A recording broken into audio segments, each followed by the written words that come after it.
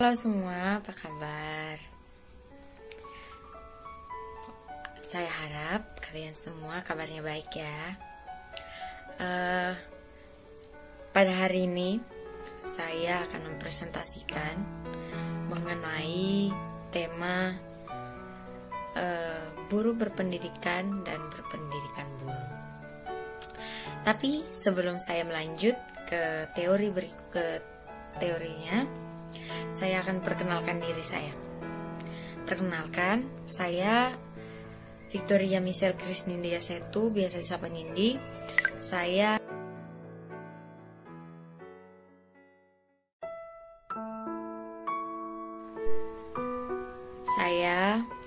jurusan Digital Komunikasi angkatan 2017. Baik, saya akan langsung membahas tema mengenai buruh berpendidikan dan berpendidikan buruh. Tapi sebelumnya, buruh itu apa sih?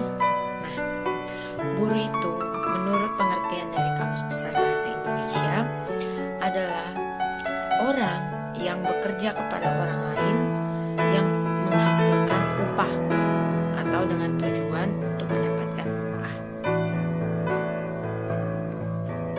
Nah, jadi itu adalah pengertian dasar dari kata buruh. Namun, apa sih bedanya buruh berpendidikan dan berpendidikan buruh? Jadi, buruh berpendidikan adalah orang atau pekerja yang memiliki latar belakang pendidikan.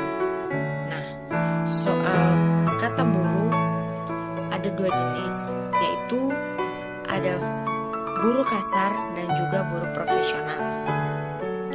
Buruh kasar itu lebih cenderung pada orang-orang yang bekerja menggunakan otot, seperti pekerja pabrik, pekerja bangunan, para supir, para petani. Nah, sedangkan buruh profesional adalah buruh-buruh yang bekerja menggunakan pemikirannya ataupun otaknya, seperti guru PNS, seperti para pejabat, seperti para kontraktor,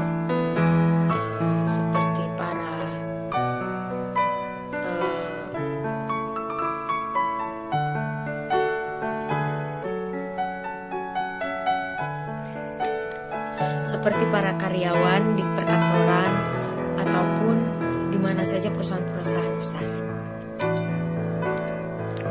Terus, apa bedanya berpendidikan buruh? Nah, berpendidikan buruh itu artinya orang yang telah siap mentalnya sebagai seorang buruh. Artinya bahwa dia itu sekalipun tidak berpendidikan ataupun berlatar belakang non-pendidikan, tapi dia sudah memiliki jiwa pekerja, yang artinya dia siap untuk bekerja dengan tujuan mendapatkan upah. Jadi itu perbedaan singkat dari buruh berpendidikan dan berpendidikan buruh.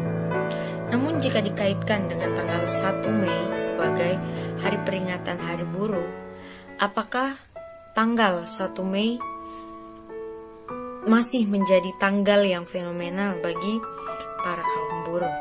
Nah, seperti yang kita lihat sekarang, di jalanan setiap tanggal 1 Mei pasti adanya demo yang dimana terkumpul para buruh di jalanan yang berteriak untuk meminta keadilan dan kesejahteraan. Apa penyebabnya? Ya, penyebabnya dimana tidak ada tindak keadilan terhadap para buruh, baik dalam memberi upah ataupun soal jam kerja. Para buruh berteriak di jalan untuk meminta keadilan, misalnya seperti kesetaraan UMR ataupun kesesuaian jam kerja dengan upah yang diterima, serta mereka tentunya berjuang untuk bisa menyekolahkan anak-anak mereka. Itu adalah berbagai tujuan yang patut dipertimbangkan oleh pemerintah, oleh penguasa, bahwa keadilan dan kesejahteraan itu berarti belum dirasakan oleh semua masyarakat Indonesia sesuai dengan apa yang tercantum pada Undang-Undang Dasar. Seperti yang dilihat sekarang, orang-orang yang turun ke jalan untuk berteriak meminta pertolongan alias meminta kesejahteraan dan keadilan hanyalah orang-orang yang terlihat sebagai buruh kasar. Di mana di jalan tidak ada guru yang berteriak, tidak ada pegawai yang berteriak, melainkan hanya mereka para buruh kasar yang masih meminta keadilan dan kesejahteraan. Apakah tanggal 1 Mei hanya menjadi hari rebahan bagi para penguasa? Kembali lagi kita renungkan, teman-teman. Bagaimana Indonesia bisa memberikan keadilan dan kesejahteraan jika para penguasa masih memakan uang rakyat, masih melakukan tindakan korupsi? Seperti hasil kajian Laboratorium Ilmu Ekonomi Universitas Gadjah Mada itu mencatat nilai kerugian negara akibat korupsi adalah sekitar 203,9 triliun di tahun 2001 sampai 2015. Bayangkan jika uang-uang hasil korupsi itu digunakan untuk menyekolahkan anak para buruh.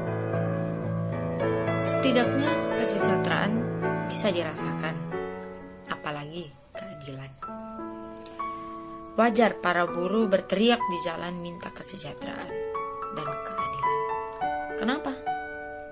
Bayar pajak terus berjalan, namun upah tak sesuai.